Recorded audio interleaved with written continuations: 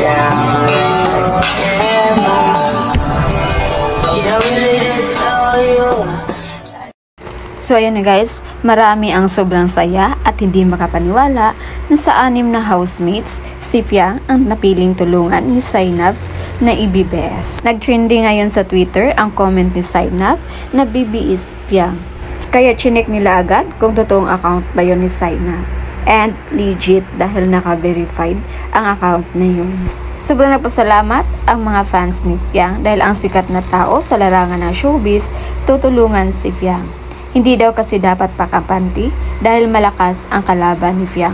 Although Sir JP daw ang maging dihado dito, pero hindi daw natin alam na baka may ibubuga din ang mga fandom nito. Lalo na't palapit ng big night, baka daw ilalaban din si JP sa kanyang mga supporters. Kaya hindi hayaan ng mga supporters ni Fiang na siya ang makalabas sa bahay ni Kuya sa linggong ito. Dahil grabe daw ang positiveness at lawak ng kaisipan ni Fiang ngayon. Dahil sa kabila ng character development niya, hindi pa rin nabago ang tingin ng housemates at ang tingin ng mga bashers sa kanya. Kaya ang nangyari, naging kulilat siya sa ranking ng mga housemates. Sa nangyaring ranking kasi, lahat ng pinagbasihan ng housemates ay yung maling nagawa ni Fiang. Kaya ito na lang yung naging pahayag ni Fiang. Take ko na lang po yan as advice. Ganun naman kasi talaga, kuya. Yes, we admit na may mga hindi magandang nagawa or hindi magandang manners si Fiang sa loob ng bahay ni Kuya. Yes, we admit na may hindi magandang manners na pinakita si Fiang or may mga nagawa siyang hindi maganda sa loob ng bahay ni Kuya na pinakita niya sa mga nakaraang linggo sa pagpanatili niya sa bahay ni Kuya. Pero hindi napansin ng mga housemates at ng mga bashers niya sa labas ang kanyang character development. Grabe yung pinagbago niya. Alam niya kung kailan siya aatake at kailan siya mag-step backward. Kagaya nung nangyari sa naging harapan nila ng house challenger na si Therese. Hindi siya masyadong nagsalita. Gaya nung naging harapan nila ng house challenger na si Therese. Hindi siya masyadong nagsalita. At naging malumanay lang siya dahil hindi niya naman masyadong kakilala si Therese dahil maaga ito na-evict. Hindi kagaya nung nag-rap battle sila na Jazz na medyo nawala siya sa control at napalaban si Fiang. Kaya based on my observation guys, sa panunood ko sa Pinoy Big Brother, kahit sabihin na natin hindi ako fanatic kay Fiang, pero si Fiang na ilang beses nawala ng ulam pero never nagreklamo. Instead, nag-ulam ng ketchup, suka at patis. Never ginawang grounds for nomination ang mga maliliit na bagay. Maalaga sa kapwa housemates at mapagbigay. Competitive sa mga task. Palaging panalo kapag siya ang leader. Sa totoo lang, kahit ano pang gawing mabuti ni Fiang dyan sa loob, never talaga siyang ma-appreciate ng mga kasama niya dahil naka-default na kasi ang pagtingin nila sa kanya. Nakatatak na sa isipan nila na ganito or ganon si Fiang. Ang mga bad sides lang talaga ang palaging nakikita nila. Wala yung good sides ni Fiang at character development.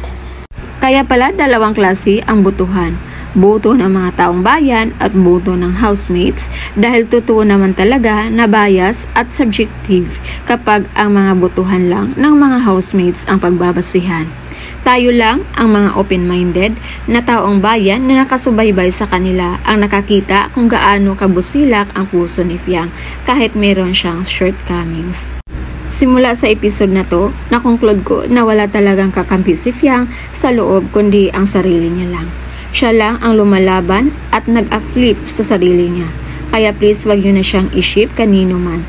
Si Fiang ang klase ng tao na magsa-stand out kahit walang kinakapitan. Noon, kontento na tayo na masali siya sa Big 4. Pero ngayon, na-realize natin na deserve ni Fiang na maging big winner. Si Fiang ang literal na halimbawa na palaging na misunderstood ng ibang tao. Kahit ano pang gawing mabuti or pakikisama, kapag ayaw talaga nila sa'yo, wala kang magagawa. Gayon pa man, ilalaban natin si Fiang hanggang dulo. At ito naman guys, galing sa nagmamahal kay Fiang. At ito yung kanyang sinabi. Dahil nabinta ko na ang kotse, ligtas ka na agad. May kasamang dasal yan, Lods. Ngayon pa ba kami hindi gagastos sa'yo? Kahit noon di ako mahilig manood ng PBB. But when I look at your personality, abay na hook mo kaming mga viewers.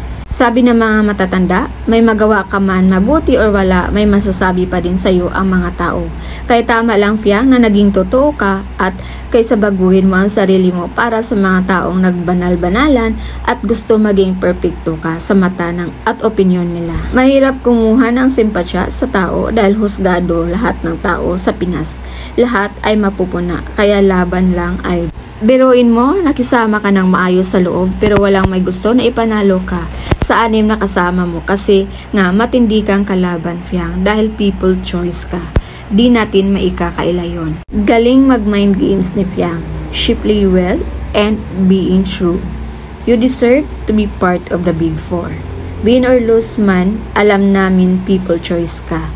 At mahirap makakuha ng atensyon para suportahan ka. But genuinely, you do it well.